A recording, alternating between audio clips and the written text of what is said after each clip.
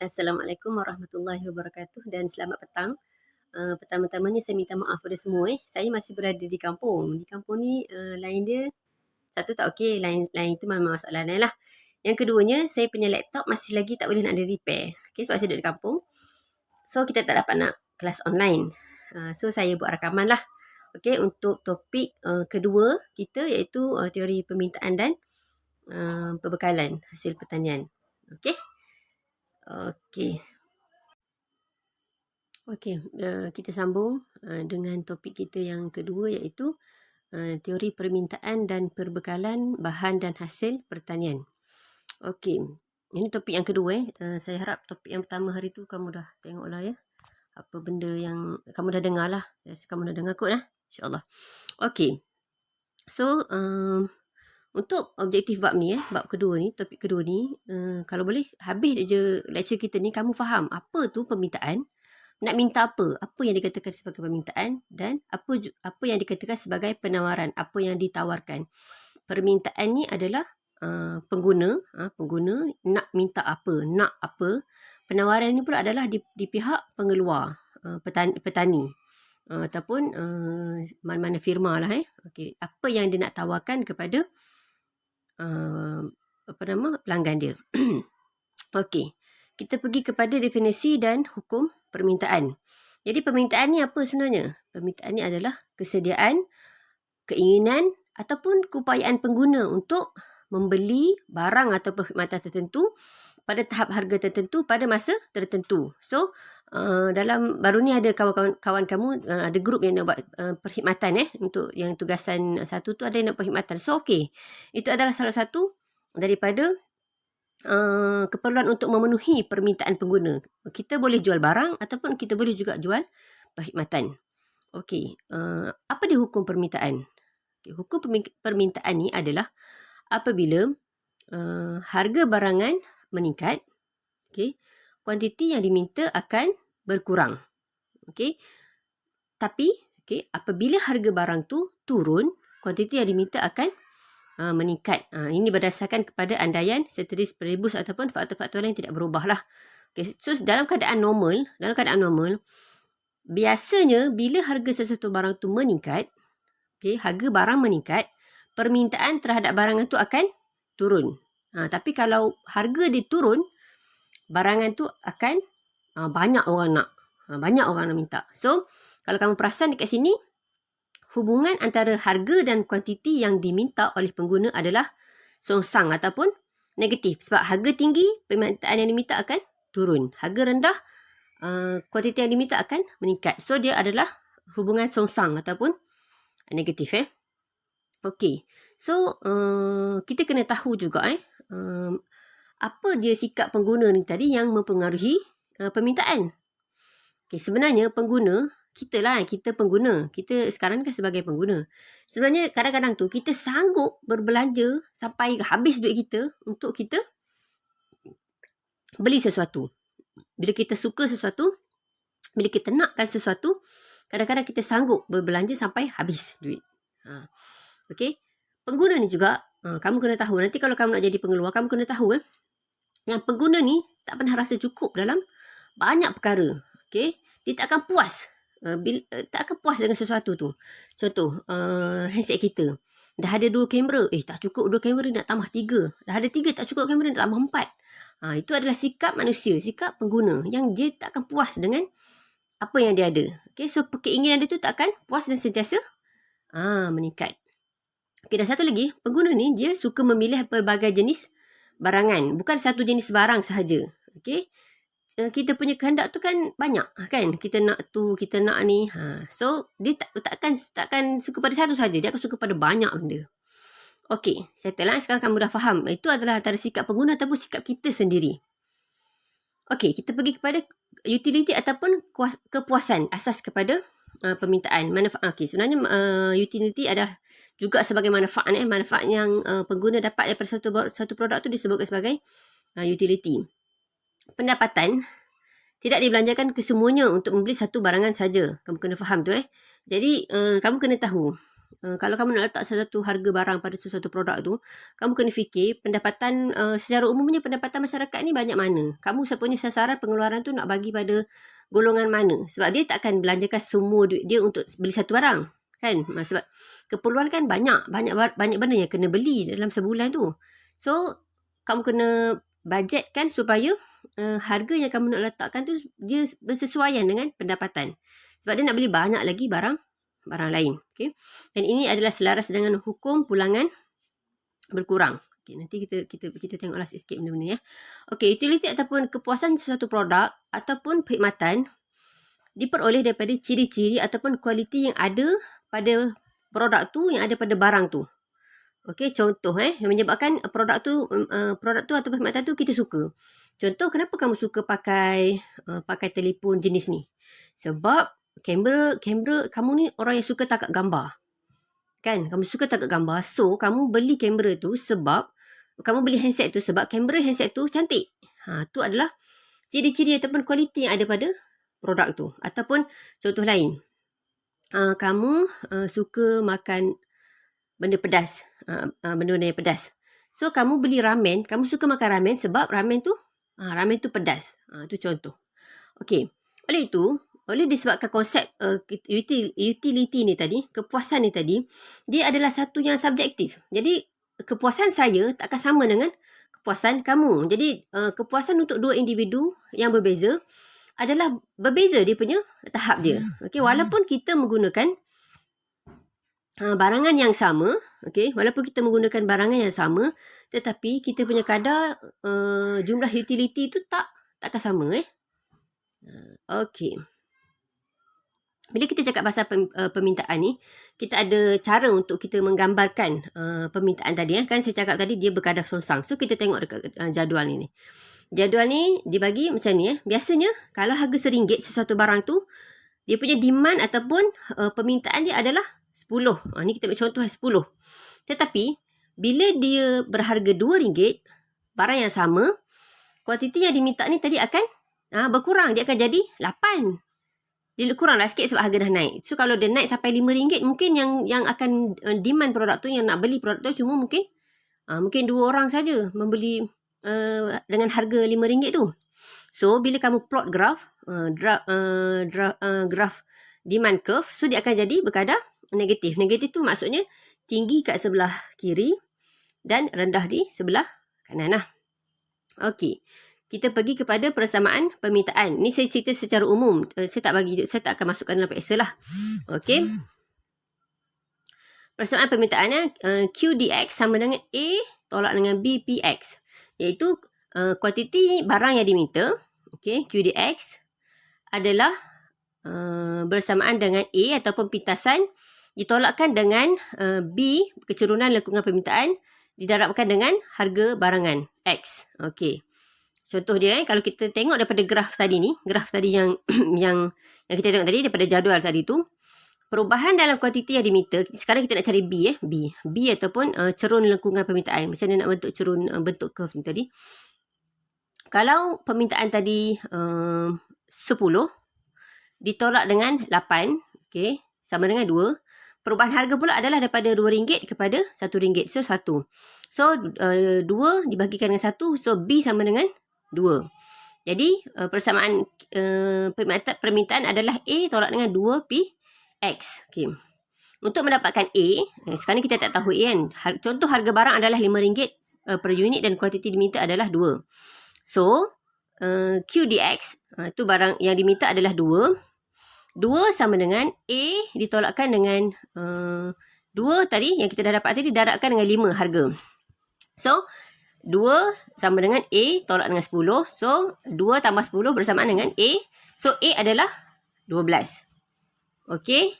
Ini senang je. Kamu kalau dah pernah belajar matematik moden dulu pun, masa SPM pun boleh buat benda ni. Okey, senang saja. Ini kalau kita nak plot graf, kita nak tengok. Kita nak tahu harga yang sesuai, kuantiti yang diminta. Okey. Okey, sekarang kita pergi kepada permintaan individu dan permintaan pasaran. Apa dia permintaan individu? Individu kita tahulah, permintaan individu adalah permintaan seorang lah. Seorang pengguna. Dan kalau permintaan pasaran adalah permintaan sejumlah pengguna. Bila pengguna tu ramai-ramai minta, itu adalah permintaan pasaran. Jadi permintaan seorang sahaja dia tidak mewakili permintaan pasaran. Dia kena ramai-ramai minta baru kita boleh kata itu adalah permintaan pasaran. Contohnya, kalau harga satu barang tu, katakanlah harga buah apple RM1. Okey, RM1.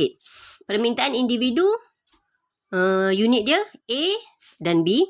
Kalau RM1, A ni nak 10, B ni nak 15. So permintaan pasaran dalam unit adalah 25 lah. Maksudnya jumlah permintaan A dan B. Okey. Faktor penyebab keluar permintaan bercuram negatif. Kenapa? Tadi kita tengok kan kat atas ni tadi. Dia bercuram negatif. Kan? Demand curve ni dia bercuram negatif. Kenapa dia bercuram negatif? Okey. Sebab yang pertama adalah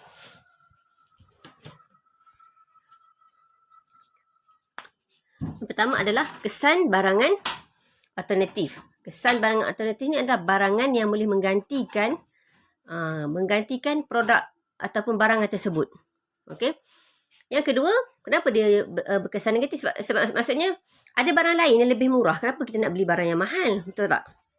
Yang kedua, kesan pendapatan pelanggan.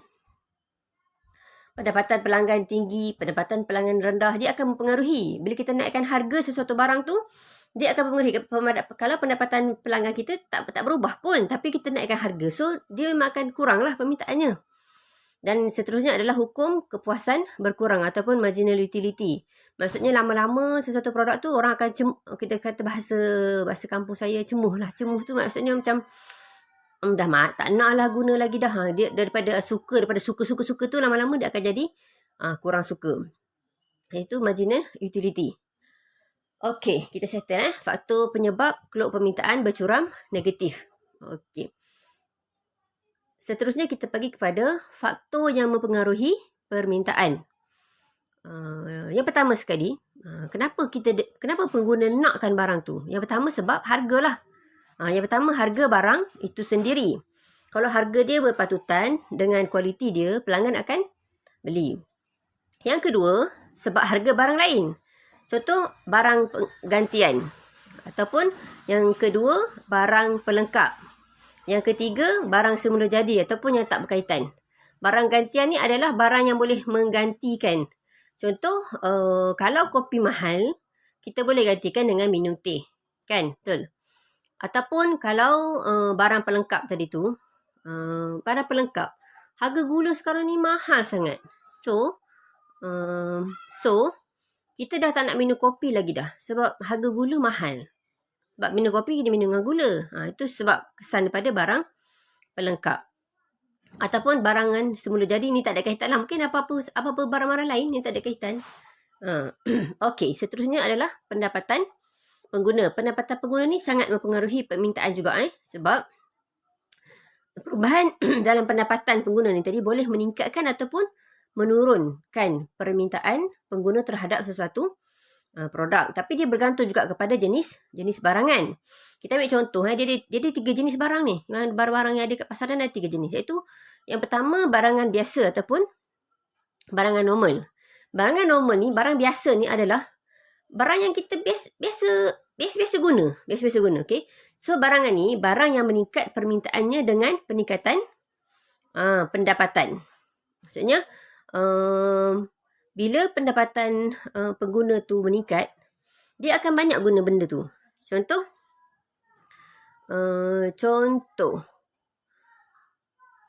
kalau dia pendapatan dia tu meningkat, mungkin sebelum ni dia tak biasa makan ayam. Biasa dia makan telur. Tapi kalau pendapatan dia meningkat, mungkin lepas tu dia banyak makan ayam ke, banyak makan daging ke, macam tu. Okey, yang kedua, barangan yang lebih baik ataupun bermutu. Permintaan terhadap barangan ini akan berkurang apabila pendapatan berkurang sebenarnya. Saya tersalah kat sini. Barangan yang lebih baik ataupun bermutu, permintaan terhadap barangan ini akan meningkat bila pendapatan meningkat dan berkurang apabila pendapatan berkurang. Contoh, nanti saya betulkan slide ini. Ini macam pening. Contoh, beras, kita kata makanan hari-hari kan. Orang yang pendapatan mahal, pendapatan dia tinggi, dia tak akan pilih beras, biasanya dia tak akan pilih beras yang harga murah yang hancur dia 10% contohnya. Dia akan beli beras yang hancur dia 5%. Sebab dia mampu. Beras 10% tu kan tak berapa cantik lah. So dia akan beli beras yang mahal sikit. Ataupun kalau yang lebih lagi, pendapatan lebih tinggi lagi, dia akan beli beras yang lebih mahal lah. Contoh dia makan beras herba contohnya. Sebab pendapatan dia tinggi. Tapi kalau orang kat situ ramai pendapatan biasa-biasa je, so mungkin permintaan terhadap beras herba ataupun beras yang mahal tadi tu akan kurang sebab pendapatan berkurang. Okey. Dan yang ketiga adalah barang asas. Barang asas yang tidak berubah dengan pertambahan pendapatan, misalnya gula dan garam. Barang asas ni maksudnya benda yang kita guna hari-hari, dan kita pendapatan banyak mana pun memang kita beli gula tu dan memang kita beli garam tu. Kita memang guna gula dan garam setiap hari. So, tak kisahlah macam mana pendapatan pun, kita akan tetap beli. Okey? Masa kita kaya pun kita beli gula, masa kita miskin pun kita beli gula. Masa miskin pun kita beli garam, masa kita kaya pun kita beli garam. Okey, lagi selain daripada pendapatan pengguna, faktor-faktor lain yang turut mempengaruhi permintaan terhadap barangan adalah rasa dan keutamaan pengguna. Yang kelima, musim. Musim ni contoh. Kalau musim bulan Ramadan, bulan puasa, so kita akan lebih suka buat apa? Bila nak buka puasa tu mungkin kita suka kepada buah-buah yang manis, benda-benda yang sejuk, sebab kita puasa, contoh. Tapi kalau contohnya pada musim Tengkujuh, orang dekat Pantai Timur pada musim Tengkujuh dia tak sukalah nak makan benda sejuk-sejuk. Dia akan lebih suka makan benda-benda rebus macam ubi rebus ke, benda-benda yang panas. Ataupun seterusnya dasar kerajaan. Dasar kerajaan pada masa tu contohnya menggalakkan rakyat Malaysia ni makan sayur. So dia buat iklan makan sayur bagus. Boleh bagi itu, boleh bagi ni khasiat tu, khasiat ni. So dasar kerajaan tu yang menyokong kepada rakyat untuk makan sayur. Rakyat pun ramailah yang nak makan sayur. Tu contoh. Okey, seterusnya bilangan penduduk. Ni of course lah bilangan penduduk sangatlah mempengaruhi juga permintaan ni. Sebab kalau biasanya secara normalnya, kalau bilangan penduduk di satu tempat tu meningkat, so permintaan terhadap barangan tu akan meningkat lah. Sebab ramai orang nak guna produk tu. Okey. Seterusnya pembahagian pendapatan. Pendapatan pengguna. Kita tengok contoh kalau duduk satu tempat tu, ramai orang tua, kamu jangan jual pampers kanak-kanak kat situ. Sebab pendapatan dia tak akan habiskan untuk beli pampers. So kalau orang tua-tua kat situ, contoh kalau kita yang jual sayur, jual buah ni, mungkin cari pendapatan pengguna ni biasanya dia banyak dihabiskan dekat mana? Kalau orang tua habiskan dekat mana? Kalau orang muda-muda yang baru kahwin habiskan dekat mana pendapatan dia? Kalau remaja macam kamu akan habiskan banyak dekat mana pendapatan kamu? So pembahagian pendapatan tu adalah berbeza juga mengikut kepada umur, mengikut kepada latar belakang budaya, masyarakat dan sebagainya. Okey, seterusnya jangkaan masa depan lah. Jangkaan masa depan. Contoh orang kata, tak lama lagi nak PKP, nak lockdown, beli barang. So masa tu orang akan beli barang banyak-banyak. Sebab kita menjangkakan bila lockdown, banyak kedai-kedai akan tutup. Tu contoh jangkaan masa hadapan. So ada 9 kalau saya minta kamu listkan dalam periksa, listkan faktor-faktor yang mempengaruhi permintaan, kamu boleh buat lah. Dan juga kalau saya kata dalam ujian, terangkan faktor yang mempengaruhi mengapakah pendapatan pengguna mempengaruhi permintaan terhadap sesuatu barangan pertanian. So kamu boleh jawab lah. Okay. So settle untuk faktor yang mempengaruhi permintaan. Tu kita dah settle pasal permintaan. Permintaan ni tadi adalah daripada pihak pengguna, di pihak kita. Sekarang kita kan pengguna. Jadi apa yang kita nak, apa yang kita mahu, apa yang faktor yang menyebabkan kita nak sesuatu benda tu. Okay, settle. So seterusnya kita bagi kepada definisi dan hukum penawaran. Penawaran ni maksudnya apa yang ditawarkan. Ini lebih kepada pengeluar ataupun pengusaha ataupun petani ataupun firma lah. Firma. Okay, definisi penawaran. Ini adalah kuantiti barangan, barang ataupun perkhidmatan yang boleh ditawarkan oleh pengeluar ataupun firma pada tahap harga tertentu dalam jangka masa tertentu. Dia keluarkan apa, pada harga apa dan pada masa apa.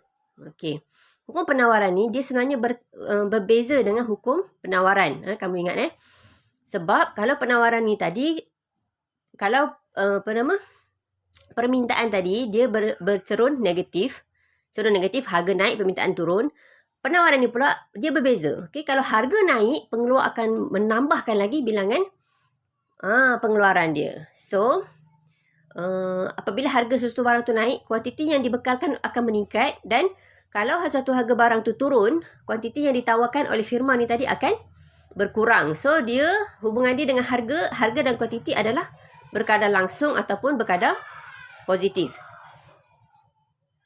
Kita ambil contoh. Kalau dalam jadual ni tadi, jadual graf dan persamaan ni tadi, kamu tengok kalau harga RM1 biasanya, dia akan tawarkan sikit, 2 unit. Tapi kalau dia harga waktu tu RM5, pengusaha ni tadi akan keluarkan lebih banyak lagi dia punya barang. Mungkin sampai 10, mungkin 100 dan sebagainya.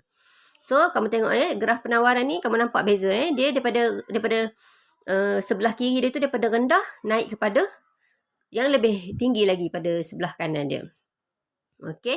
Clear pasal demand curve dan supply curve. Penawaran dan juga permintaan. So dia punya persamaan penawaran dia, QSX sama dengan C tambah dengan DPX, di mana QSX ni ataupun kuantiti barang yang ditawarkan, supply, kuantiti supply, X, kuantiti PX ni adalah harga barangan X, C adalah pitasan, D adalah cerun keluk penawaran. Macam tadi juga D tu adalah perubahan kuantiti yang ditawarkan. Tadi yang diminta ni perubahan kuantiti yang ditawarkan dengan perubahan harga. Lepas tu kita akan dapat lah 10 tolak 8, 2 tolak 1, dibagikan dapat 2. D sama dengan 2. So persamaan dia QSX sama dengan C tambah dengan 2 PX. Untuk dapatkan C, kita tak tahu C kan. Contoh harga barang RM5 per unit dan kuantiti ditawarkan adalah 10. Kalau tengok graf tu 10 kan. So, QSX sama dengan C tambah dengan 2PX. Lepas tu kita isi maklumat kita dah ada ni. So, C sama dengan 0. C sama dengan 0. So, QSX sama dengan 0 tambah dengan 2PX ataupun QSX sama dengan 2PX. Selesai saya tak minta kamu ni pun, kamu pening sangat pun dengan benda ni. Kalau ada masa kita tengok. Kalau kamu tak faham lah. Tapi ini senang sajalah. Tadi kita tengok faktor yang mempengaruhi permintaan. Sekarang kita tengok pula apa faktor yang mempengaruhi penawaran. Kenapa pengusaha, kenapa firma mengeluarkan barang tu? Yang pertama, sebab harga barang tu sendiri, macam kita cakap tadi tu kan. Bila harga meningkat, penawaran akan meningkat. Kalau harga berkurang, penawaran pun akan berkurang. Kedua, harga barangan lain. Pertama, harga barang gantian. Contoh harga getah asli meningkat. Kuantiti yang ditawarkan juga akan meningkat. Dan penawaran getah sintetik akan berkurang. Itu barang gantian. Sebab getah asli ni tadi boleh digantikan dengan getah sintetik. Getah sintetik boleh menggantikan getah asli. Seterusnya barang pelengkap. Contoh petrol dan kereta. Kalau harga petrol tengah naik, kemungkinan besar orang tak akan tambah bilangan kereta dia. Sebab kalau ada kereta, kena isi petrol. Faham? Yang ketiga, harga faktor pengeluaran. Harga faktor pengeluaran. Faktor pengeluaran ni adalah apa-apa benda, apa-apa input yang terlibat untuk pengusaha atau pengeluar mengeluarkan sesuatu produk. Contoh contohnya adalah sewa tanah, gaji, biji benih ke, baja ke. Itu adalah faktor-faktor pengeluaran. Jadi peningkatan dalam pengeluaran kos akan mengurangkan keuntungan. Betul tak? Kalau harga yang sama, kita petani dulu dia jual harga timun sekilo RM4. Sekarang pun harga RM4. Tapi dulu kos pengeluaran dia adalah RM2. So, dia untung RM2. Tapi kalau sekarang, kos pengeluaran dia meningkat kepada RM3. Dia jual dengan harga yang sama RM4. So, dia hanya untung RM1 sahaja. Jadi, dia akan mengurangkan pengeluaran lah. Itu secara umumnya. Setelah RM10,000 maksudnya, kita anggapkan faktor-faktor yang tidak berubah lah. Okey, tetapi kalau berlaku penurunan dalam pengeluaran kos, okey, penurunan dalam kos pengeluaran, terbalik. Jadi, bila kos kurang, dia akan meningkatkan keuntungan. So, firma akan meningkatkan dia punya pengeluaran. Okey, selesai untuk faktor harga pengeluaran. Seterusnya, teknologi pengeluaran. Teknologi pengeluaran ni akan menyebabkan hasil pengeluaran tu lebih tinggi. Dia akan menjimatkan masa, menjimatkan wang dan banyak lagi lah penjimatan yang boleh berlaku apabila berlaku kemajuan teknologi. Okay. Yang kelima, objektif dan matlamat pengeluar. Ada setengah pengeluar yang dah memang kaya raya, mungkin dia punya objektif pengeluaran ni bukan untuk memaksimumkan keuntungan. Mungkin dia adalah lebih kepada untuk memaksimumkan kebajikan sosial. Ini bergantung So, sebab itulah dia keluarkan produk tu. Ikut dia. Mana objektif dia? Kalau dia betul-betul untuk mengutamakan, memaksimumkan keuntungan, so, dia akan buat lah dengan harga yang tinggi ke, macam mana ke. Okay. Yang keenam, dasar kerajaan. Contohnya, kerajaan menaikkan duty import. Okay, bila dia naikkan duty import, maksudnya kalau barang nak masuk ke negara kita, akan dikenakan cukai yang tinggi. So, pengeluaran barangan tempatan akan meningkat sebab orang pun tak nak jual kat kita lah sebab kita kenakan cukai yang tinggi. Tapi pengurangan import barang ni akan menyebabkan pengeluaran barangan tempatan akan meningkat. Seterusnya mungkin subsidi yang diberikan oleh kerajaan juga akan meningkatkan pengeluaran. Kita ambil contoh kalau industri padi, sangat banyak subsidi yang kerajaan bagi sebab nak meningkatkan pengeluaran padi dan beras negara. Okey, seterusnya bilangan pengeluar. Bila bilangan pengeluar meningkat, pengeluaran juga akan meningkat. Kalau banyak pengusaha peladang yang tanam jagung, so lagi banyaklah pengeluaran jagung tu. Okey. Seterusnya jangkaan masa depan. Contohnya dijangkakan negara kita mengalami kemersiatan ekonomi. So mungkin dia akan ambil peluang untuk jual banyak-banyak sekarang ke, ataupun dijangkakan tak lama lagi akan berlaku bencana alam ataupun kemarau. So semua tu akan mempengaruhi pengusaha ataupun firma ataupun petani tadi untuk mengeluarkan dia punya produk. Okey. Okey, so sekejap saya dah tengok Okey, kita berhenti dulu sampai kepada penawaran dan permintaan saja. Nanti kita akan masuk kepada keseimbangan pasaran. Keseimbangan pasaran ni adalah bila mana kuantiti diminta dengan kuantiti yang ditawarkan tu sama. So baru kita kata sesuatu pasaran tu seimbang. Okay. So itu kita akan sambung dalam kuliah kita yang akan datang lah, insya-Allah. Minggu depan saya dah balik ke Terengganu, kita akan boleh guna Webex lah. Ataupun kita tengoklah kesesuaian. Kalau mungkin keadaan tak boleh nak online dengan elok, mungkin saya akan bagi video, ataupun mungkin kita akan masuk guna Webex. Okey, setakat ini sahaja. Saya minta maaf kalau terkasar bahasa, tersalah kata. Sekian, Assalamualaikum warahmatullahi wabarakatuh.